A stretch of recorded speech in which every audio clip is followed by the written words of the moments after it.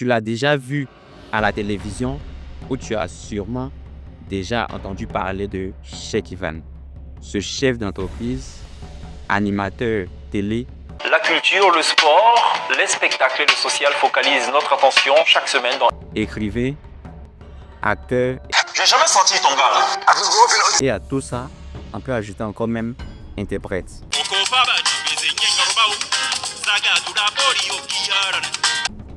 Mais est-ce que tu sais réellement qui est Cheikh Ivan? Et comment est-ce qu'il a fait pour arriver là où il est actuellement? Est-ce que tu as une idée des épreuves qu'il a dû surmonter tout au long de sa vie? Je suppose que non. Et c'est exactement ce que tu t'apprêtes à découvrir. Alors reste concentré sur cette vidéo, car crois-moi, tu as beaucoup à apprendre de l'histoire de Cheikh Ivan. Bonjour, bonsoir et bienvenue sur Icon Story. On est base.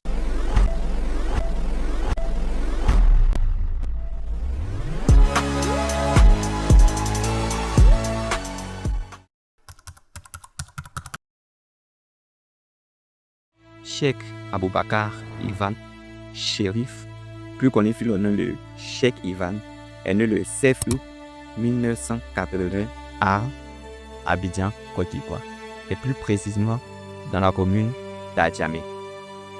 Issu de l'une des familles très modestes que comptait le quartier Istanbul à l'époque, Cheikh Ivan a 8 frères et sœurs, dont une fratrie de 9 enfants dont il est le quatrième.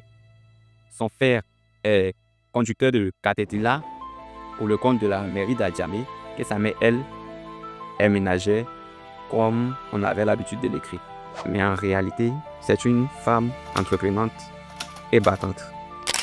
À ses 16 ans, en 1996, lorsqu'il revenait de l'école, alors en classe de première, Cheikh Ivan assiste impuissant à l'expulsion de ses parents de la cour commune de 10 maisons pour une seule douche dans laquelle il vivait. En effet, le propriétaire de la cour l'avait vendu sans informer les locataires à une dame qui souhaitait tout raser pour reconstruire un immeuble. Suite à cela, Cheikh et sa famille se retrouvent au plateau de Cuy, sur un chantier que son père avait commencé lorsqu'il était encore en activité. Car, il faut le rappeler, lors des faits, son père était à la retraite depuis déjà un an. À Dokuy, les choses ne s'arrangent pas pour Cheikh, car faute d'électricité, il est obligé d'étudier sous des lampadaires dans la rue. Il cirait les chaussures pendant son temps libre et vend par moments des toffees avec ses sœurs. Et alors, en classe de terminale, il arrive de justesse à s'acquitter des frais de droit d'examen.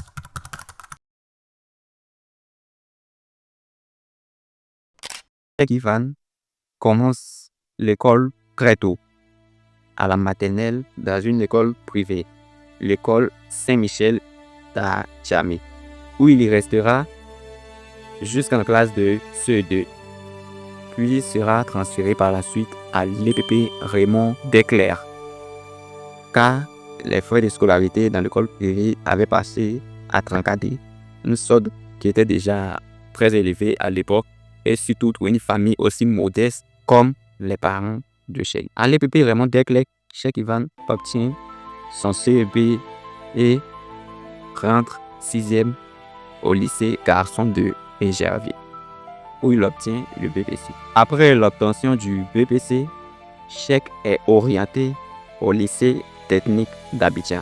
Et au lycée technique d'Abidjan, les choses sont de plus en plus difficiles.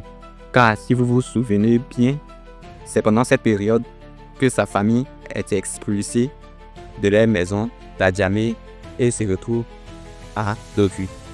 Étudiant sous les lampadaires, Cheikh finit par se déconcentrer et finit par obtenir par la suite une moyenne de 3,62 sur 20, ce qui est très faible pour la filière qu'il avait choisie à l'époque. en première. Mais en terminale, il se rapproche d'un professeur, M. Dangui Clément, qui lui fait faire des exercices supplémentaires et finit l'année avec une moyenne de 15,69 sur 20. Puis obtient par la suite un bac B.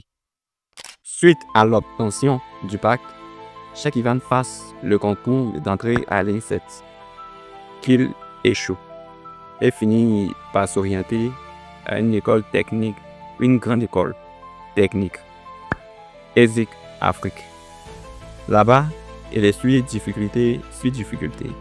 Faute de moyens, il n'arrive pas à s'acheter l'uniforme scolaire en vigueur dans cette grande école et est contraint de porter des vêtements qu'il a sous la main, parfois bigarrés ou sautés, mais il fait avec. Et après quelques années de lutte et de tribulations, il finit par obtenir un BTS en gestion commerciale, ou l'année suivante un TTS en communication. Il va suivre quelques années plus tard des formations aux États-Unis en production télévisuelle à l'Academy of Radio and Television Broadcasting, où il obtiendra la mention excellent. Et il faut le signifier, Cheikh était à cette école à l'époque le seul élève international. Puis, il sera aussi un exécutif MBA à HEC Paris, qui était le meilleur MBA exécutif à l'époque selon Financial Times. Mais toutes ces formations supplémentaires, c'est après que Cheikh ait affronté le monde du travail. Et c'est ce dont nous allons parler maintenant.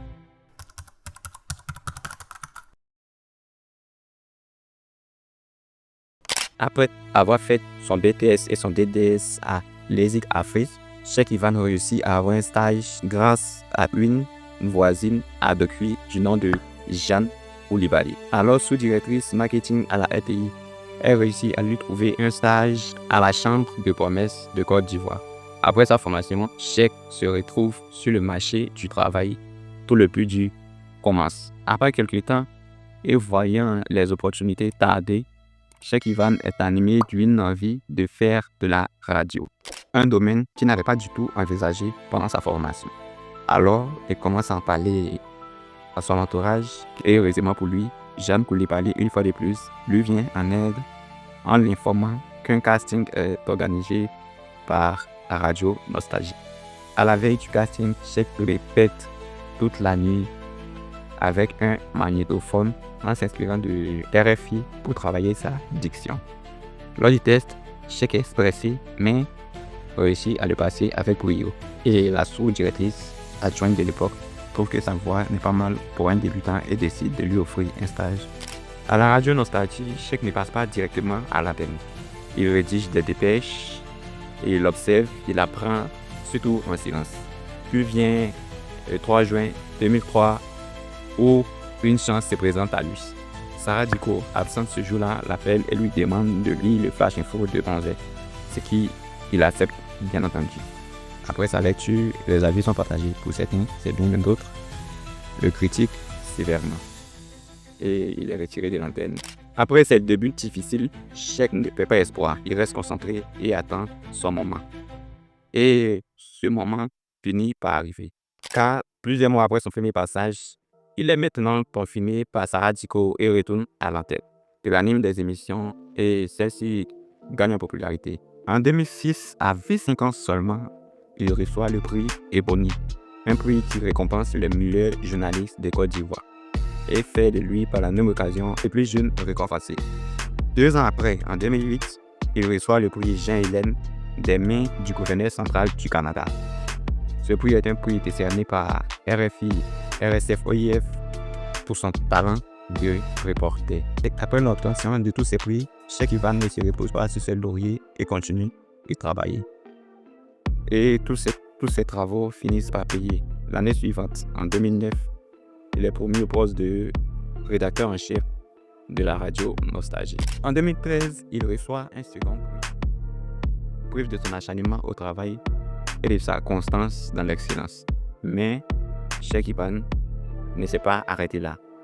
La même année, il prend ses économies et part des pays formés.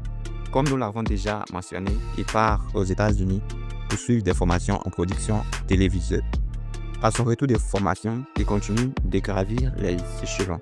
Car en mars 2016, 13 ans après être entré à la radio Nostalgie comme simple stagiaire, il est promu au poste de directeur général de la station. La même année, il propose et réussit à convaincre sa hiérarchie de participer à l'appel d'offres lancé par la HACA pour la création d'une chaîne de télévision ivoirienne. Et c'est comme ça que naît NCI, la nouvelle chaîne ivoirienne. Cheikh Ivan conçoit minutieusement le positionnement éditorial de la chaîne, accompagné d'experts de haut niveau. En 2018, la chaîne est lancée et a pour ambition de réinventer le paysage audiovisuel ivoirien, ce qui sera un succès total. Mais tenez-vous bien, Cheikh Ivan ne s'est pas contenté seulement qu'à parler à la radio ou à la télévision, car il a écrit des ouvrages comme Regard, la chronique illustrée, Pathéo de fil en aiguille et aussi la très célèbre On va se réconcilier bien. Du Goudon à Djamé au sommet de l'un des plus grands médias d'Afrique de l'Ouest. Voici en bref l'histoire de Cheikh Ivan. Alors vous devez savoir aussi que Cheikh comporte plusieurs autres casquettes à son effigie. Mais croyez-moi, on ne peut pas tout développer dans cette petite vidéo. Ce qu'il faut retenir, c'est que on peut partir de rien, c'est-à-dire être expulsé ou encore étudier sous des lampadaires, cirer des chaussures dans les rues et réussir comme Cheikh Ivan. En tout cas, c'est ce que moi, je retiens. Vous pouvez aussi me dire ce que vous en pensez de la vidéo dans les commentaires et laissez-nous un pouce bleu si vous l'avez aimé. Et vous pouvez la batailler aussi à un proche ou un ami qui manque d'inspiration. On ne sait jamais, ça peut aider. D'ici là, portez-vous comme un chat. À la prochaine.